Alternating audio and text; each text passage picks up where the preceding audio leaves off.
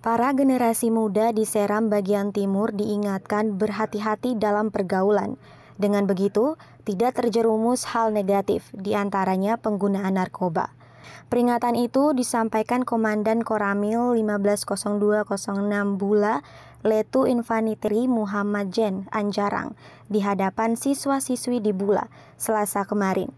Menurutnya, penggunaan narkoba biasanya bermula dari pergaulan, akibat ajakan orang lain. Selain konsekuensi hukum, narkoba juga berdampak serius pada kesehatan. Hari ini bukan rusak total. 2 tahun, 3 tahun, atau sampai masa usia 50 atau 60, kau mulai belajar. Dan itu saya sudah buktikan, beberapa rekan yang saya bergaul dengan mereka, itu udah ngomong, R jadi A sudah itu.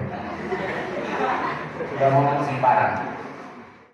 Salah satu efek narkoba dapat menimbulkan rasa ketergantungan.